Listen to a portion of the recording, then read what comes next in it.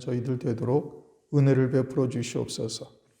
하나님의 지혜의 영을 이 시간도 허락하셔서 하나님의 뜻을 깨닫는 데 부족함이 없도록 성령께서 역사하여 주시옵소서.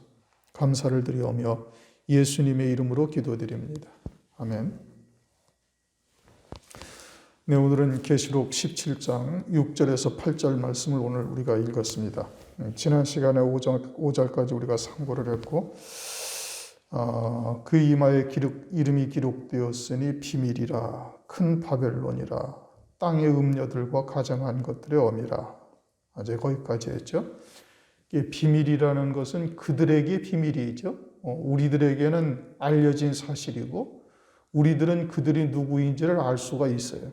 그러나 그들은 자신들이 큰 성 바벨론이 되는 것, 또 음녀가 되는 것, 이것을 깨닫지를 못하는 겁니다.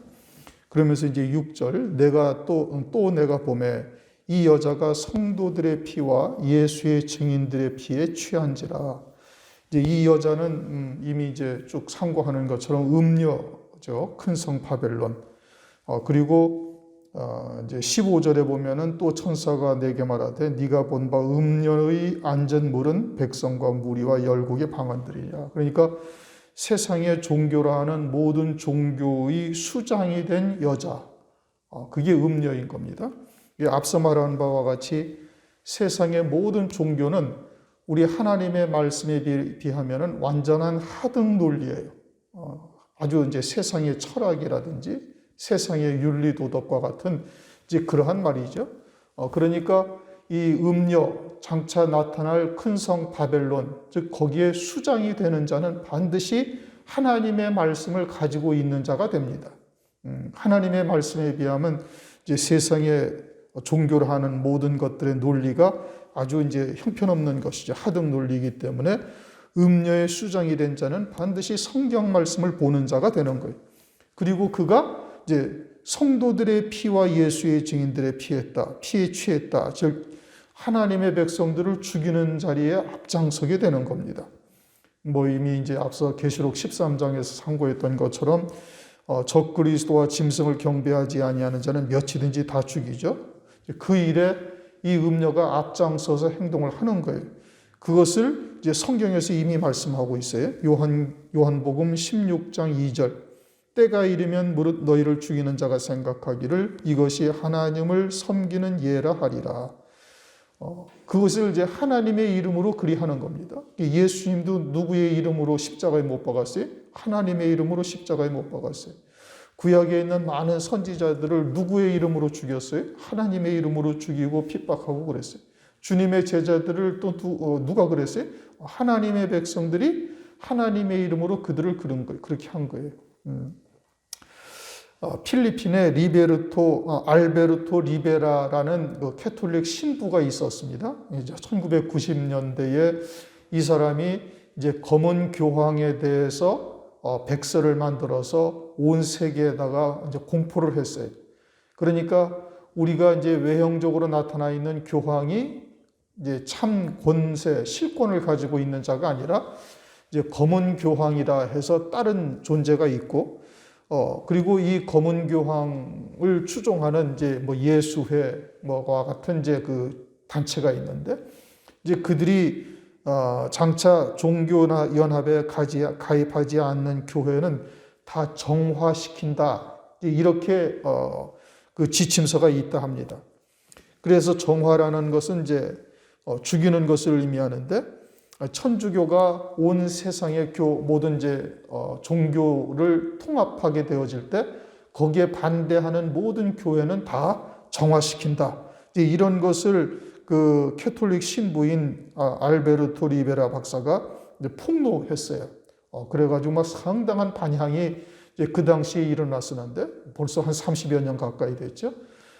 그런데 이제 그와 같은 천주교의 그런 예수회라고 주장하는 이제 지칭하는 그와 같은 단체에서 이와 같은 것들을 지금 이제 다 지침을 정해놓고 있는 것이죠. 그러나 그와 같은 모든 것들이 다 하나님의 뜻 안에서 이루어지는 거예요. 17절을 보면은 하나님이 자기 뜻대로 할 마음을 저희에게 주사, 이제 음녀나 적그리스도를 말하는 겁니다. 하나님께서 그렇게 허용을 하신 거예요. 한 뜻을 이루게 하시고 하나님의 뜻을 이루게 하시는 겁니다. 저희 나라를 그 짐승에게 주게 하시되 하나님의 말씀이 응하기까지 하십니다. 하나님의 뜻을 이루시기 위해서 짐승과 또는 음녀에게 그와 같은 권세를 주시는 것인데 그 하나님의 뜻은 뭐냐? 그것은 환난 날에 어린 양의 안에 그리스도의 신부를 세우는 거예요. 어떻게 세워요? 신앙의 정절을 지키게 해서 순교케 함으로 이제 그와 같이 하나님의 뜻을 이루는 일에 저들이 악한 도구로 쓰임 받는 것이죠. 그래서 그 일을 위해서 그들을 두신 겁니다. 그래서 내가 그 여자를 보고 기이 여기고 크게 기이 여겼다. 이 여자는 음녀죠. 그런데 하나님의 백성입니다. 하나님의 생명을 가진 자요. 하나님께서 주님께서 자기 백성이라 지칭하는 이와 같은 자들이요. 하나님의 말씀을 가지고 하나님의 이름을 부르고 있는 자들이요. 그런데 기이 여기고 또 크게 기이 여긴다. 첫 번째 기이 여기는 것은 어떻게 하나님의 백성이 짐승을 그리스도로 영접할 수 있는가 하는 문제인 겁니다. 사도 요한이 주님의 제자로서 사도로서 장차 하나님의 백성이 하나님의 이름을 가지고 섬기고 있는데 그런데 어떻게 적그리스도를 그리스도로 섬길 수가 있는가? 경배할 수 있는가? 이게 도저히 이해가 되지 않는 거예요. 그래서 크게 기이 여긴다 이렇게 말씀하고 있는 겁니다. 그런데 예수님 당시에 사람의 계명으로 섬기던 유대인들이 뭐라고 그랬어요? 예수님을 죽이면서 요한복음 19장 15절을 보면 가이사 외에는 우리에게 왕이 없나이다. 유대인들이 예수님을 십자가에 못 박으면서 한 말이 이거예요. 가이사 외에는 우리에게 왕이 없다. 그 당시 유대인들은 사람의 계명으로 섬기고 있었죠. 그래서 사람의 계명으로 섬긴 자들에게는 세상의 왕이 메시아예요.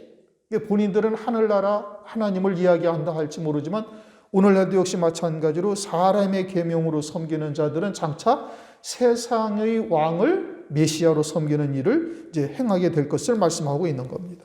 그래서 요한복음 5장 43절을 보면 나는 내 아버지 이름으로 왔음에 너희가 영접지 아니하나 만일 다른 사람이 자기 이름으로 오면 영접하리라.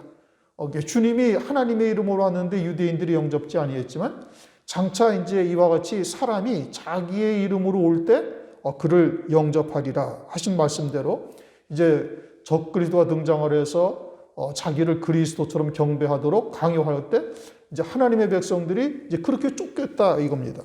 그러므로 오늘날 교회에서 하나님의 말씀을 가지고 선포를 하는데 세상의 이치, 세상의 사상, 세상의 가치관, 윤리 도덕과 같은 말씀이 되어지면 그것은 이미 하나님의 말씀이 아니고 세상의 말이 되는 거예요. 그래서 요한일서 4장 5절 6절에 뭐라고 말씀하셔요? 저희가 세상에 속한 고로 세상에 속한 말을 하면 세상이 저희 말을 듣느니라. 그러면 하나님의 말씀을 온전한 하나님의 뜻으로 증거하면 세상이 들을 수가 있다는 얘기입니까? 없다는 얘기입니까? 들을 수가 없다는 얘기예요. 왜요? 하나님의 말씀은 세상에서 부름을 받은 하나님의 백성으로서 하나님 나라에 관한 말씀을 하는 거예요.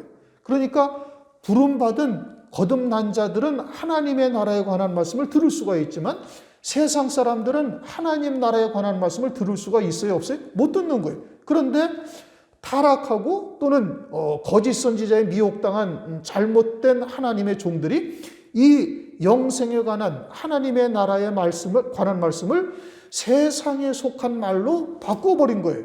그래서 세상 말이나 교회에서 하나님의 말씀을 빙자해서 증거하는 하나님의 말씀이나 다를 바가 없죠. 그러니 장차 세상에서의 사랑과 평화를 외치면서 등장하는 적그리스도를 그리스도처럼 경배하게 되는 거예요.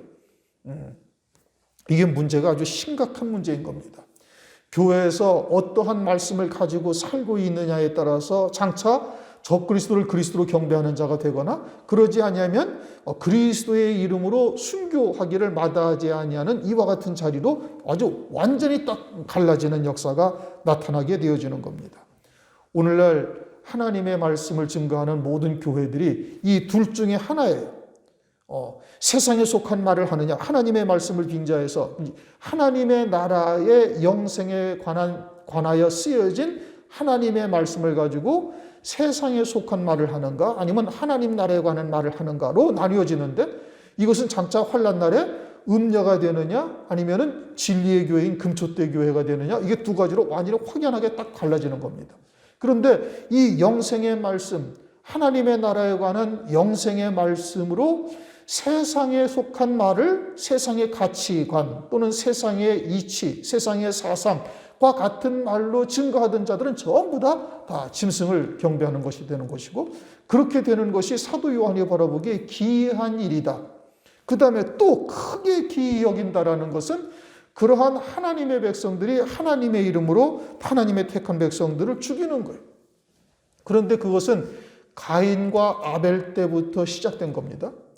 이스마엘 또는 그리고 그 이하 에서의 신앙에서도 그 맥이 계속 이어지고, 그리고 이사야나 에레미야의 때에도 그와 같은 신앙들이 계속 이어지다가 결국은 이사야나 에레미야를 죽이는 일에 참여하는 것이고, 예수님 때에도 또 똑같은 일들을 이 유대 제사장들과 유대인들이 그러는 겁니다. 그래서 스데반이 순교하면서 한 말이 있죠. 사도행전 7장 51절 이하에 보면은, 목이 곧고 마음과 귀에 할례를 받지 못한 사람들아, 너희가 항상 성령을 거스려 너희 조상과 같이 너희도 하는도다. 너희 조상들은 선지자 중에 누구를 핍박지 아니하였느냐. 의인이 오시리라 예고한 자를 저희가 죽였고 이제 너희는 그 의인을 잡아준 자여 살인한 자가 되니. 그러니까 유대인들이 예수님 당시에 어떻게 했어요? 그 이전에 있던 선지자들과 똑같이 사람의 계명에 속해가지고, 선지자들은 그 이전에 있던 유대인들은 의인이 오시리라 한 선지자를 죽이는 자가 되었고, 예수님 당시의 유대인들은 의인을 죽이는 자들이 된 것이죠. 그리고는 장차 환난 날에 또 어떻게 돼요? 이제 그 조상들의 양을 그대로 채우는 자들이 되는 겁니다. 계시록 18장 보시면은 18장 24절, 18장 마지막 절을 보십시다. 선지자들과 성도들과 및 땅 위에서 죽임을 당한 모든 자의 피가 이 성 중에서 보였느니라. 이 성이라는 것은 어느 성이죠? 큰 성 바벨론. 다시 말하면 음녀, 배도한 교회. 거기에서 이제까지 모든 선지자들과 성도들, 죽임당한 성도들의 피가 거기에서 다 찾았다라는 것은 그 영적인 맥이 그대로 이어져 가지고 환난날 음녀교회까지 이르게 되었음을 말씀하고 있는 겁니다. 결국은 음녀가 신실한 성도를 죽이는 일에 참여한 것이죠. 사도 요한이 그것을 보고 기이 여기고 크게 기이 여겼다. 만약에 오늘날 이와 같은 이야기를, 이와 같은 하나님의 말씀을 증거하면 반발하는 교회들이 대부분일 겁니다. 어떻게 교회가 하나님의 백성들을 죽이는 일에 참여할 수 있는가라고 대부분 다 반발할 거예요. 그러니까 그들은 이 비밀이라는 것을 모르고 있기 때문에 그러는 거예요. 그러니까 그들에게는 비밀이에요. 이게 성경에는 다 나타나 있는데 그들에게만 비밀이에요. 누구에게? 음료교회가 될 자들에게는 이러한 어떤 것이 다 비밀인 거예요. 그러나 금초대 교회는 이제 그와 같은 내용들을 다 알 수가 있는 것이죠. 7절. 천사가 가로되 왜 기이 여겨? 왜 기이 여기느냐라는 것은 기이하게 여길 일이 아니다 이겁니다. 그것은 마땅히 이루어질 일이다 이거. 왜요? 하나님의 뜻을 이루기 위해서. 그 하나님의 뜻은 뭐예요? 환난을 통해서 어린 양의 안에 그리스도의 신부를 세우는 일이고, 그들로 하여금 신앙의 정절을 지키다가 순교를 통해서 그와 같은 첫째 부활의 영광 어린 양의 안으로 세우는 것을 위해서 두신 거예요. 그러니까 적그리스도에게 권세는 누가 주신 거예요? 하나님께서 허용하신 거예요. 모든 권세가 누구의 것이? 하나님의 것이. 그런데 적그리스도에게 신실한 성도들을 죽이는 권세를 누가 주신 거예요? 하나님이 허용하신 거예요. 그럼 무엇 때문에? 조금 전에 읽은 것처럼 한 뜻을 위해서. 17절 하나님이 자기 뜻대로 할 마음을 저희에게 주사 한 뜻을 이루게 하시고. 무슨 뜻을 이루게 하셨어요? 하나님의 뜻. 어떤 뜻? 그 적그리스도의 환난을 통해서 이루실 하나님의 뜻. 그게 뭔데? 어린 양의 안에 그리스도의 신부를 세우는 거예요. 어떻게 해서? 저들에게 죽이는 권세를 주어서, 음녀와 적그리스도에게 죽이는 권세를 주어서 신실한 성도들로 하여금 순교케 함으로, 하나님의 말씀으로 인하여 목배임 받게 하심으로 그들로 하여금 그리스도와 같은 영광의 자리에 세우는 것, 그게 하나님의 뜻이에요. 그 뜻을 이루기 위해서 그들을 두신 것이고 그들에게 권세를 주신 것이니 기이 여기지 말라. 이상하게 볼 일이 아니다 이겁니다. 그러면서 내가 여자와 그의 탄다 7머리 10뿔 가진 짐승의 비밀을 네게 보이리라. 누구에게? 7금초대 교회에게 보이리라. 그러니까 7금초대 교회는 음녀가 누가 될지, 장차 적그리스도와 거짓 선지자가 누가 될지 이제는 다 아는 거예요. 장차 드러나게 되어질 때 그들이 누구인지를 음녀가 누구고 짐승이 무엇이며 누구이며 거짓 선지자가 누구인지를 금초대 교회는 아는데 그들에게는 전부 다 비밀이에요. 그러니까 그들은 모르는 거예요. 봐도 모르고 들어도 모르고 보아도 보지 못하고 들어도 깨닫지 못하는 자들이 되는 것이죠. 그러므로 오늘날 하나님의 교회라 하는 곳이 왜 세상에 속한 말로 저렇게 변질되어져 가는가? 이것이 이상한 일이 아니다 이겁니다. 왜냐? 그건 장차 음료교회가 되어져서 하나님의 뜻에 악한 도구로 쓰임받을 뿐이에요. 그러니까 그것이 하나도 이상한 일이 아닌 거예요. 그러니 오늘날 우리들이 어떻게 해야 돼? 그들을 긍휼히 여기고 그들을 위해서 기도할 수 있는 자가 되어야 되는 거예요. 결국은 오늘날 하나님의 교회가 어떠한 말씀으로 살고 있느냐가 이게 대단히 중요한 문제인 겁니다. 성경은 본질이 우리의 영혼의 구원이에요. 영생이죠. 그런데 이제 그와 같은 교회들은 사회 구원을 외치고 있어요. 캐톨릭이 사회 구원을 외치죠. 기장, 기독교 장로회, 감리교, 이와 같은 데서 다 이제 사회 구원을 외치고 있어요. 그래서 사회 정치에 참여한단 말입니다. 그래서 데모도 하고, 그리고 이제 요즘은 이제 장로교회도 나가가지고 광화문 집회도 하고 어쩌고 저쩌고 그러지 않습니까? 이게 세상에 속한 말로 살고 있기 때문에 그러는 거예요. 세상의 영역과 교회의 영역은 전혀 달라요. 세상은 세상의 나라인 것이고 교회는 하나님의 나라가 우리의 영역인 거예요. 그러니까 세상 나라와 겹쳐질 수가 없고 같이 될 수가 없어요. 그런데 세상에 속한 가치관, 세상에 속한 사상으로 하나님의 말씀을 그렇게 해석을 하니까 이것이 하나님의 나라가 아니라 이곳이 하나님의 나라가 아니라 어떤 나라가 돼? 세상 나라와 다를 바 없는 곳이 되는 거예요. 그러니까 세상 정치에 참여하는 거예요. 이 문제가 심각한 것이죠. 그래서 그들에게는 이 여자와 7머리 10뿔 짐승이 비밀이라는 거예요. 그들에게는 비밀이고 우리들에게는 드러난 사실인 것이죠. 그러므로 그들에게는 비밀이 되어져 있으니까 그냥 자신도 모르는 사이에 적그리스도와 야합하게 되어지고 음료교회가 되는 것이죠. 이제 8절이 이제 어려운 말씀입니다. 그래서 이제 이게 다니엘서를 이제 꼭 연계시켜서 봐야만 알 수 있는 것이 이제 8절 말씀이에요. 그래서 이제 우리가 요한계시록 하기 전에 다니엘서를 이제 했는데, 내가 본 짐승은 8절 전에 있었다가 시방 없으나 장차 무저갱으로부터 올라와 멸망으로 들어갈 자다. 이제 그렇게 말씀합니다. 그러면 짐승이 무저갱으로부터 올라온다라는 것이 부활한다는 뜻이냐? 그런 뜻은 아니에요. 그런 것은 아니고 이것은 이제 다니엘서 7장, 8장, 11장에 연결되어져 있는데 다니엘서를 한번 보시겠습니다. 이제 다니엘서를 할 때 이게 여러 차례 강조를 해서 말씀을 드렸어요. 우리가 다니엘서 7장을 한번 보십시다. 그리고 이제 잘 이해가 되지 아니하시면 이제 지금 말씀드리는 부분들을 가셔서 다시 천천히 읽어보시면서 예전에 다니엘서를 우리가 상고했던 것들을 이제 기억을 좀 해보셔야 됩니다.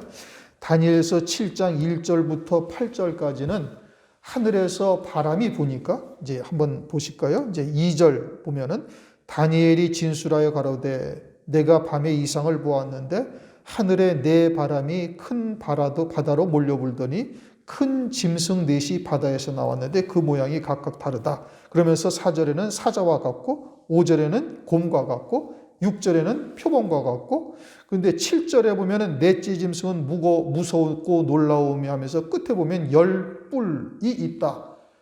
이제 이것을 뭐라고 말씀했냐면은 제가 이제 세상, 이제 바다에서 나오잖아요. 하늘에서 바람이 불고 바다에서 나온다는 것은 세상의 정치, 세력, 정치 권세, 즉 마지막 때에 등장할 네 개의 큰 연합체 또는 권세, 세력을 말하는데 그 마지막이 뭐예요? 작은 뿔이죠. 그렇죠? 요 작은 뿔은 장차 나타날 7머리 10뿔 짐승을 말하는 거예요. 그 10절 끝부분을 보면 10뿔이 있고 8절 내가 그 뿔을 유심히 보는 중에 다른 작은 뿔이 그 사이에서 나더니 먼저 뿔 중에 셋이 그 앞에 뿌리까지 뽑혔으며 이 작은 뿔에는 사람의 눈 같은 눈이 있고 또 입이 있어 큰 말을 하였느니라. 큰 말을 하였다라는 것은 하나님처럼 보이도록 하는 거예요. 그러니까 이게 누구의 장차 나타날 적그리스도 7번째 머리인 10뿔 짐승을 의미하는 거예요. 무슨 얘기인지 이해가 되셨죠? 이제 8절로 넘어가면은 8장 9절에 보면 또 작은 뿔이 등장을 합니다. 8장 9절에 작은 뿔이 등장을 하죠. 7장은 장차 나타날 적그리스도를 지금 말하고 있어요. 작은 뿔이. 그런데 8장에서의 작은 뿔이 또 9절에 등장을 하죠. 그러면서 이 자는 11절 또 스스로 높아져서 군대의 주제를 대적하며 그에게 매일 드리는 제사를 제하여 버렸고 그의 성소를 헐었으며 쭉 넘어가 가지고 이제 14절 보면 그가 내게 이르되 2300주야니 그때의 성소가 정결함을 입으리라 라고 말씀하시는데 이것은 무엇을 말하느냐? 이제 당시에 다니엘 이후 기원전 한 2세기경에 있게 되어질 헬라 나라가 무너지면서 네 개의 나라로 나뉘어집니다. 헬라 나라가 이제 알렉산더 대왕이 있어가지고 그 지중해 인근을 다 이제 평정하는 세력이 되어지는데 갑자기 30 몇 살에 그냥 죽어버려요. 알렉산더 대왕이. 그리고서는 그 나라가 네 개의 나라로 나뉘어지는데 그 북쪽이 시리아 나라인 겁니다. 그런데 그 시리아 왕 가운데 이제 안티오코스 에피파레스라는 사람이 등장을 하는데 이 자를 지금 작은 뿔이라고 얘기를 하는 거예요. 그러니까 7장은 장차 환난 날에 나타날 적그리스도를 작은 뿔이라고 얘기하고 있고 8장에서는 이 작은 뿔은 당시의 유대 사회 그 중동 지역에 역사적으로 나타난 시리아 왕인 안티오코스 에피파네스를 말하는 겁니다. 이 자가 애굽을 이제 남쪽 나라인 애굽을 치러 가면서 꼭 유대 나라를 지나가면서 유대 성전을 더럽히고 하나님을 모욕하고 또 올라오다가 화풀이를 또 유대 나라에다 하고 이러면서 유대 나라를 2300주야 약 6년 반 내지 7년 정도를 괴롭혀요. 2300주야라고 그랬지 않습니까? 그래서 유대 나라를 핍박하고 잔해하고 하나님의 성소에다가 막 돼지 피를 뿌리고 아이벤 여자의 배를 가르고 막 이런 잔혹한 행동을 하는 거예요. 이건 실존적 인물이에요. 그것을 누구라고 그래? 작은 뿔이라고 이렇게 8장에서 말하고 있어요. 그러다가 이제 11장으로 넘어가면은 이제 다시 그 북방왕 28절을 보면 북방왕이 등장하죠. 다니엘서 11장 28절을 보면 또 북방왕 시리아 왕을 의미하고 있는 겁니다. 시리아 왕과 남방 왕 이제 애굽 왕이죠. 헬라 나라에서 남방 왕으로 나뉘어진 이 나라를 이제 쭉 이야기를 하다가 40절에 가서 마지막 때 남방 왕이 그를 찌르리니 북방 왕이 병거와 마병과 많은 배로 회리바람처럼 그에게로 마주와서 자 이제 이 말씀을 자세히 보셔요. 남방 왕이 그를 찔렀어요. 그리고 북방 왕도 또 그에게 와서 대적해요.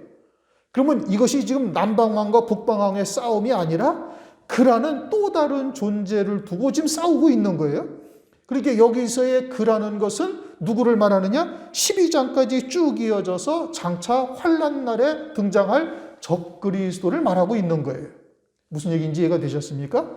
그래서 다니엘서 7장에서는 환난 날에 등장할 작은 뿔을 말씀하시고 8장에서는 이제 이 작은 뿔이 어떠한 행동을 할 것인지 시리아 왕, 실존적 인물인 시리아 왕을 통해서 그를 보여주시고 그리고 11장에 와서는 그가 곧 장차 나타날 적그리스도라는 것을 나타내고 있다 이 뜻인 겁니다. 그러니까 안티오코스 에피파네스라는 작은 뿔, 다니엘서 8장에 등장한 작은 뿔, 그 시리아 왕이 장차 나타날 적그리스도를 예표하는 인물이 된 거예요. 이제 그것을 말하는 거예요. 그래서 이 안티오코스 에피파네스라는 자가 이제 요한계시록 17장으로 이제 다시 갑니다. 17장 8절. 네가 본 짐승은 어떤 짐승이에요? 적그리스도죠. 7번째 머리인 열뿔 짐승을 말하는 거예요.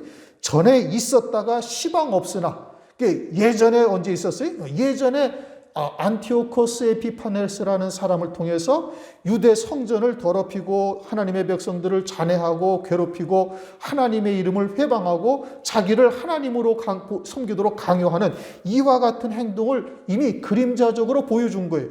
그래서 그에게 적그리스도의 영이 들어가서 그를 장차 나타날 적그리스도를 그림자적으로 예표하고 우리 하나님께서 우리에게 이미 보여주신 거예요. 그래서 전에 있었다가 시방 없으나 장차 무저갱으로부터 올라온다. 그게 무저갱, 누가 그렇게 무저갱으로부터 부활해서 올라온다는 것이 아니라 그의 영이 무저갱에 있다가 장차 7번째 머리인 실제 이제 적그리스도가 등장하면 그에게로 들어가서 예전에 있었던 안티오코스 에피파네스와 똑같이 이제는 영적인 이스라엘을 잔해하고 핍박하고 죽이는 일을 한다 이겁니다. 이해되셨습니까? 그런데 어디로 들어가요? 멸망으로 갈 자다 이겁니다. 반드시 멸망할 자다 이거예요. 그러니까 세상에서 어마어마한 권세를 가지고 마치 그리스도처럼 하나님의 백성들이나 세상 사람들에게 추앙을 받기도 하고 또 그와 같은 이제 사랑과 평화를 외치면서 평화적으로 등장을 하기는 하지만 그가 가진 모든 권세가 있다 할지라도 장차 멸망으로 들어갈 자다. 그래서 반드시 그는 멸망할 자인 거예요. 그러니까 두려워할 존재가 아니다 이 뜻인 겁니다. 신앙의 정절을 지키고 그로 인하여 그에게 주신 권세로 말미암아 순교를 한다 할지라도 육신의 목숨을 잃는다 할지라도 그것은 장차 첫째 부활 어린 양의 아내로 세우시기 위해서 하나님의 뜻을 이루기 위해 두신 존재다 이 뜻이에요. 멸망으로 들어갈 자다 이겁니다. 무슨 얘기인지 이해가 되셨죠?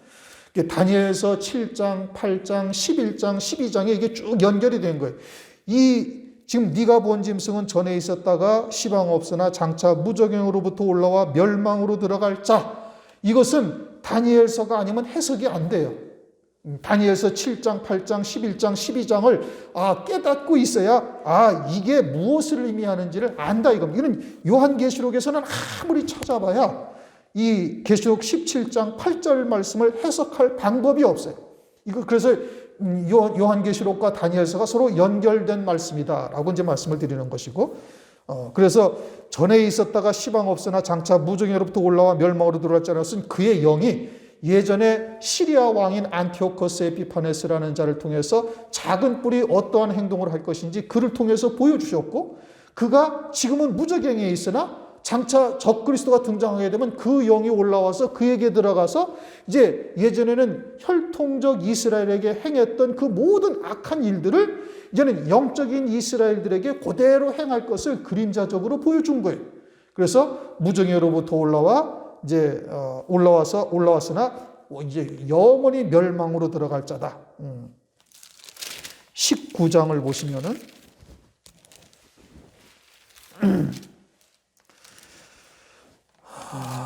19장 20절을 보십시다. 19장 19절 20절을 보십시다.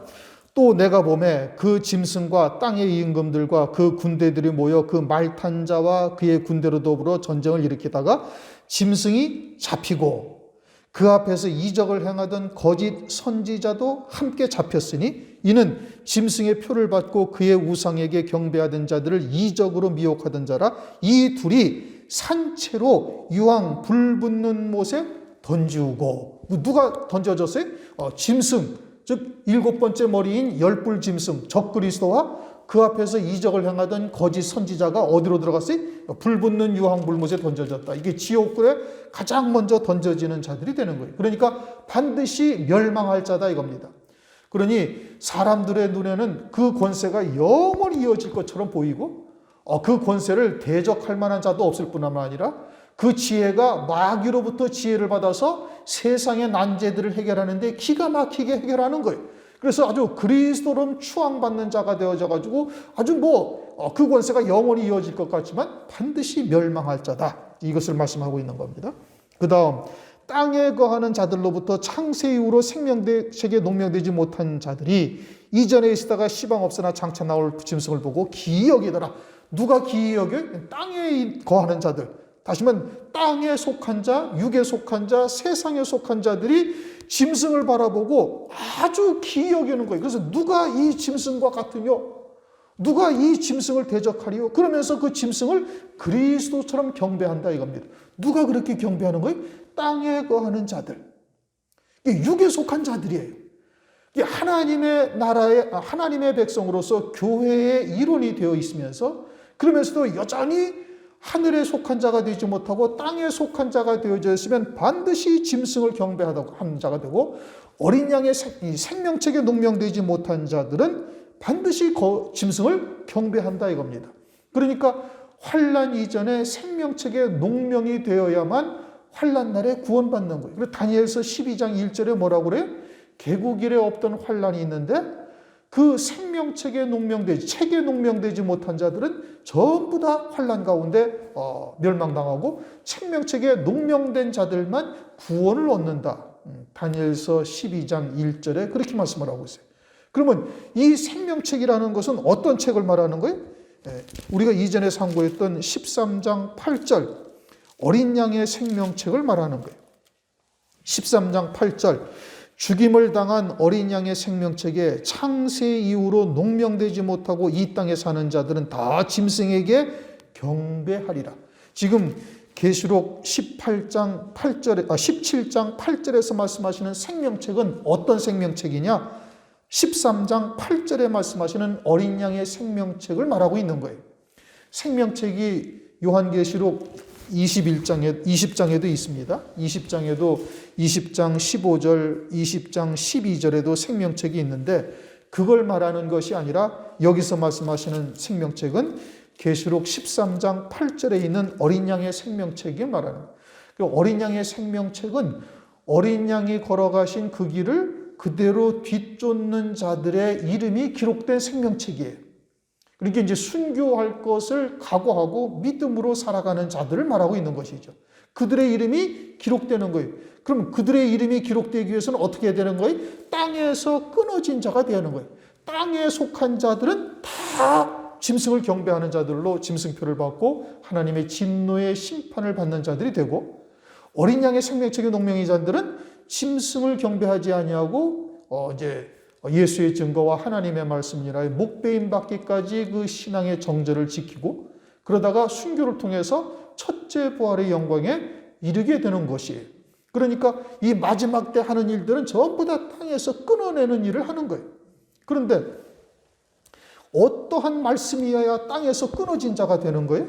이제 계시록 10장을 보시면은 천사가 펴놓인 작은 책을 들고 있죠. 펴놓인 작은 책을 들고 있는데 계시록 10장 2절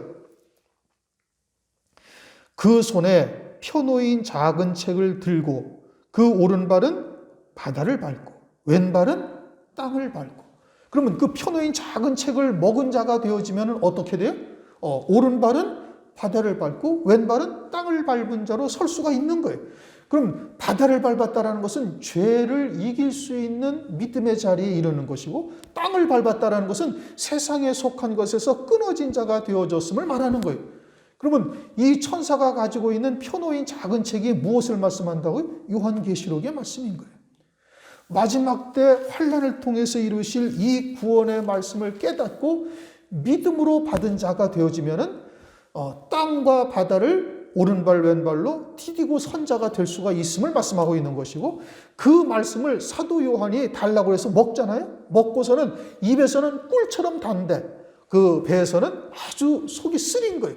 그럼 꿀처럼 달다라는 것은 이 환난을 두신 하나님의 뜻이 무엇인지를 깨닫고 그리고 첫째 부활의 영광 어린 양의 안에 그리스도와 함께한 후사 영광의 자리가 이제는 자기를 위해서 예비되었다라는 것을 알게 되어졌으니 얼마나 기뻐요. 꿀처럼 달죠. 그러나 그 말씀이 내게 들어와서 생명이 되기까지는, 소화가 되기까지는 이것이 쓰다 이거예요. 엄청난 연단의 과정 또는 땅에서 끊어지는 이와 같은 과정들이 반드시 있어야 됨을 말하는 거예요. 그러므로 오늘날 우리가 어떻게 해야 돼? 땅에서 베어진 자가 되어야 되는 거예요. 이제 무화과 나무의 비유가 다 성취되었죠.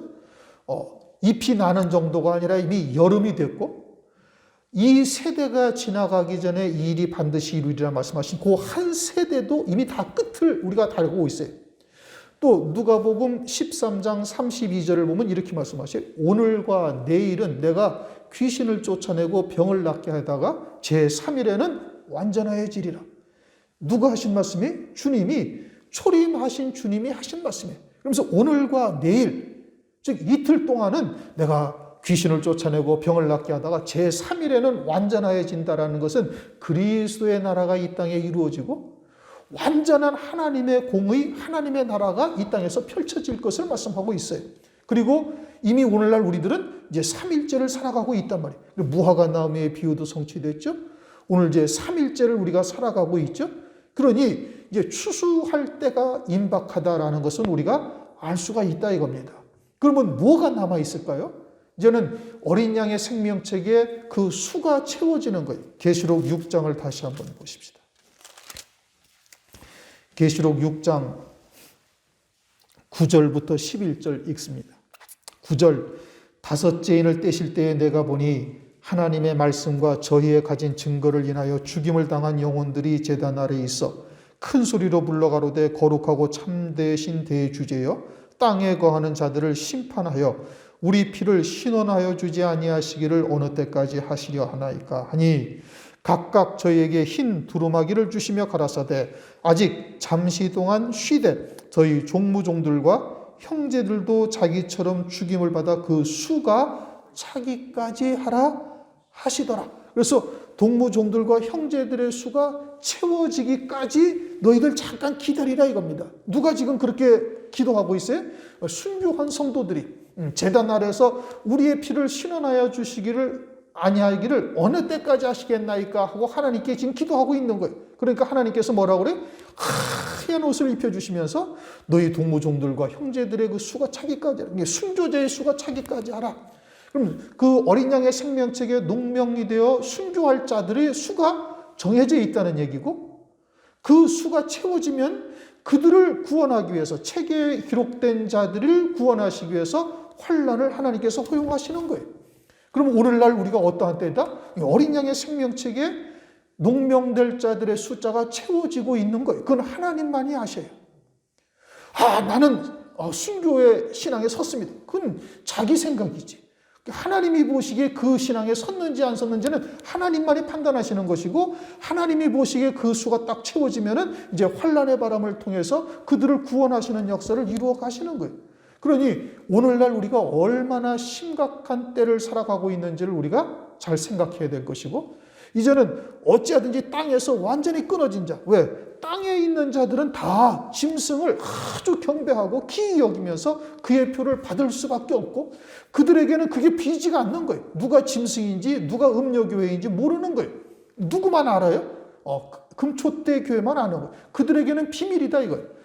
그들이 세상에 속한 말로 세상의 가치나 세상의 사상이나 동일한 말씀을 푸는 것은 이미 그들은 짐승을 경배할 자들로 이제는 버림받은 자들이고 그들에게 하나님의 말씀을 증거해서 참된 진리가 무엇인지를 증거해도 알아듣지도 못하고 시대의 표적을 보고도 전혀 무감각하고 그러니까 그렇게 되어졌다면 그거는 이미 눈이 닫힌 자예요. 하나님께서 감기운 자다 이겁니다. 감추인 것을 하나님께서 그들에게는 감추인 바 된 거예요. 우리에게는 천국의 비밀을 아는 것이 너희들에게는 허락되었으나 저들에게는 아니 되었나니 저들은 들어도 듣지 못하고 보아도 보지 못하고 깨닫지 못한다. 오늘날 우리가 이 마지막 때 하나님의 말씀을 들을 수 있다는 것이 얼마나 큰 은혜인지 우리가 생각을 하고 시대의 표적을 보고 그때가 임박하였음을 깨달았다면 속히 땅에서 끊어진 자가 되어야 될 것이고 어찌하든지 어린 양의 생명책에 우리의 이름이 농명될 것을 위해서 하나님께 구하셔야 되는 겁니다. 부족한 것이 무엇인지를 말씀으로 깨달아야 되는 것이고 그리고 그냥 대충 설렁설렁 넘어가는 말씀 가지고는 절대 되지가 아니에요. 하나님의 말씀은, 진리는 날선 어떤 검보다도 예리하다. 성경은 그렇게 말씀하시죠. 그러니 그와 같은 하나님의 말씀이어야만 땅에서 끊어진 자가 되는 것이고, 그리 되어야만 환난 날에 구원받을 수 있다. 우리가 심각하게 생각하고 시대의 표적을 보면서 그때를 대비할 수 있는 자 되어야 됩니다. 우리가 생각하는 것보다 그때가 빨리 올 수도 있음을 우리가 알아야 되는 거예요. 우리가 이제 성경에서 400년이지만 430년 만에 구원받았지만, 430년 만에 구원받았죠. 그런데 노아의 때는 어떻게 했어요? 120년이라고 했는데 실제 100년이 채 되지 않아가지고 홍수로 하나님께서 심판을 하셨다 이겁니다. 그러므로 깨어 있어서 근신하며 마지막 때 어린 양의 생명책에 농명될 수 있기를 주님의 이름으로 축원합니다. 기도하십니다. 하나님 아버지 감사합니다. 오늘도 요한계시록의 말씀을 통해서 이 말세에 이루실 하나님의 구원의 섭리 또 구원의 뜻을 깨닫게 하신 것을 참으로 감사를 드립니다. 음녀와 또 적그리스도가 비밀이라고 말씀하시는 것은 그에 해당되어지는 자들에게는 비밀이요 깨닫지를 못하지만 금초대 교회인 우리들에게는 다 알려지게 하시고 볼 수 있게 하신 것을 참으로 감사를 드립니다.